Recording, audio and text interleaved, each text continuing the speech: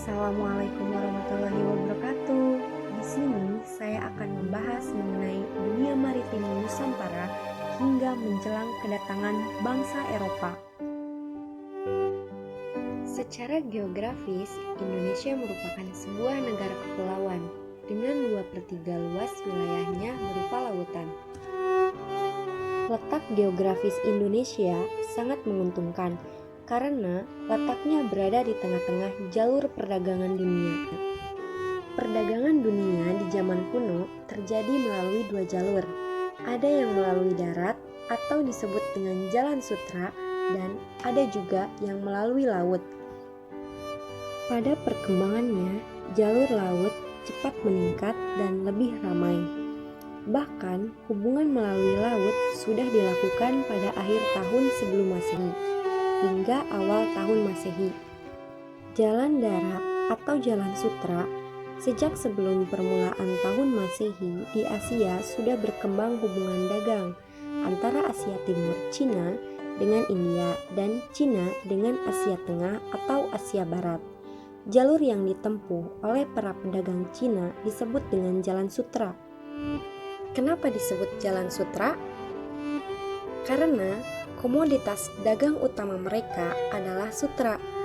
Jalan yang mereka tempuh adalah dari darat dan laut. Rute jalur darat adalah Cina, Asia Tengah, India, dan Asia Barat. Jalur sutra yang kedua yaitu melalui jalur laut. Ini merupakan kelanjutan Jalan Sutra darat, yaitu jalur perdagangan laut dari Teluk Persia sampai Laut Merah. Selain itu juga, perdagangan melalui laut dari Teluk Benggala, India sampai ke Teluk Persia. Jalur laut sejak awal tahun Masehi sudah berkembang hubungan perdagangan yang ramai antara dunia barat dan dunia timur, yaitu antara Kekaisaran Romawi kuno dan Kerajaan Cina melalui jalan laut. Pada awal Masehi, kedua kerajaan masing-masing mencapai zaman gemilang. Romawi kuno di bawah kekuasaan Kaisar Octavianus Augustus dan di pihak lain negeri Cina pada masa kekuasaan dinasti Han. Pada awal tahun Masehi itu, para pelaut dunia telah mengenal dan dapat memanfaatkan anginan musim dalam pelayarannya. Mereka tidak perlu lagi menyusuri pantai, maka diseberangilah Samudra Hindia dalam pelayaran mereka dari Laut Merah dan Teluk Persia ke India dan Selat Malaka dengan menggunakan anginan musim barat daya.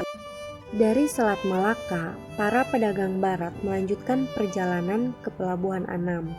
Berkembangnya hubungan dagang melalui jalur laut antara Asia Barat dan Asia Timur yang melewati Asia Tengah atau Jalan Sutra itu terputus. Transportasi dalam perdagangan antar pulau pada zaman dahulu masih sederhana. Ukuran kapalnya tidak sebesar seperti pada zaman sekarang, sehingga daya angkutannya sangat terbatas. Pada awal abad ke-7 hingga abad ke-13, pantai timur merupakan jalur pelayaran kuno. Hal tersebut dikuatkan dengan peninggalan arkeologi yang bertebaran di pantai timur yang menguatkan dugaan dari sumber asing. Jejak tersebut direkam kuat dari temuan benda kuno dari kapal karam yang berada di situs air hitam laut, situs Sungai Jeruk, situs Kota Kandis, situs Bandar Muara Sabak, dan situs Siti Hawa.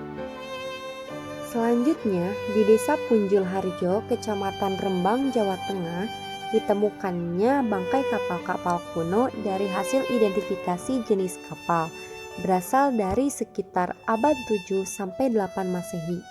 Penemuan ini merupakan penemuan kapal kayu yang paling lengkap dan bisa jadi yang tertua di Indonesia. Nah, tahukah Anda relief kapal yang terdapat di Candi Borobudur? Di Candi Borobudur terlukis gambaran kapal-kapal yang dipergunakan pada masa itu. Tidak kurang dari 10 relief melukiskan perahu atau kapal yang dapat digolongkan dalam 3 jenis, yaitu perahu lesung, kapal besar yang tidak bercadik, dan kapal besar dengan cadik. Pada abad ke-15, di kawasan Nusantara muncul beberapa pusat perdagangan. Pusat-pusat perdagangan Nusantara saling dikunjungi para pedagang asing, terutama India, Cina, dan negeri-negeri di kawasan Asia Tenggara. Jaringan perdagangan dan pelayaran antar pulau di Nusantara terbentuk karena antar pulau saling membutuhkan barang-barang yang tidak ada di tempatnya. Untuk menunjang terjadinya hubungan itu, para pedagang harus melengkapi diri dengan pengetahuan tentang anginan, navigasi, pembuatan kapal, dan kemampuan diplomasi pedagang. Perdagangan maritim menjadi jalur utama penyebaran agama Hindu, Buddha, Islam, dan Kristen di Nusantara. Agama tersebut dibawa oleh para saudagar ketika pusat-pusat perkembangannya terhubung dengan kawasan lain dalam jaringan maritim. Berdasarkan sumber sejarah, pada zaman Mataram kuno, sudah ada pelabuhan penting di Nusantara, yaitu Ujung Galuh yang terletak di muara Sungai Brantas, Jawa Timur. Menurut prasasti Kamalagian, pelabuhan Ujung Galuh selalu ramai dikunjungi perahu dagang dari pulau lain. Pada perkembangannya, pelabuhan Ujung Galuh banyak disinggahi perahu dari kerajaan lain di Nusantara. Pada masa kejayaan Kerajaan Sriwijaya, pada abad ke-8 sampai ke-9 Masehi, hubungan perdagangan antar pulau di wilayah Nusantara juga berkembang pesat. Jalur perdagangan strategis seperti Selat Malaka, Selat Sunda, dan Selat Karimata dikuasainya. Dengan armada laut yang kuat, Sriwijaya mampu mengamankan jalur perdagangan antar pulau di wilayah Indonesia. Selain Sriwijaya, Kerajaan Majapahit mengalami kejayaannya pada abad ke-14 Masehi. Kontak perdagangan antar pulau di wilayah Indonesia semakin berkembang pesat. Semakin berkembang pula kota bandar di sepanjang pantai. Dalam hubungan dagang antar pulau, para pedagang dari wilayah timur banyak membawa barang dagangan yang berupa rempah-rempah menuju ke wilayah barat, terutama bandar di Jawa dan sebaliknya. Nah, barang dagangan utama yang mendapat prioritas dalam perdagangan yaitu seperti lada, emas, kapur barus, kemenyan, sutra, damar madu, bawang putih, rotan besi, katun, kayu jati, sagu, dan lain sebagainya. Di antara sekian banyak barang komoditas, rempah-rempah menjadi primadona yang dibutuhkan para pedagang, domestik maupun mancanegara.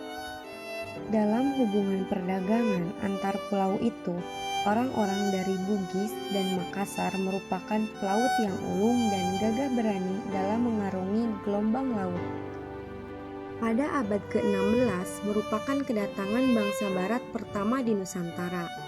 Bangsa pertama yang sampai di Nusantara ialah Portugis yang telah berlayar untuk mencari rempah-rempah hingga akhirnya sampai di Malaka. Malaka ketika itu merupakan pusat perdagangan di Asia. Tahun 1511 Portugis berhasil menguasai daerah Malaka. Kemudian kedatangan bangsa barat disusul oleh Spanyol, Belanda, dan Inggris. Sejak abad ke-10, pelayaran laut dapat dilakukan secara bertahap dari satu pelabuhan ke pelabuhan. Perubahan ini disebabkan karena jalur pelayaran itu telah berkembang menjadi emporium yang memiliki fasilitas dagang. Perubahan jalur perdagangan tersebut juga telah mendorong munculnya pusat perdagangan dan kekuasaan baru.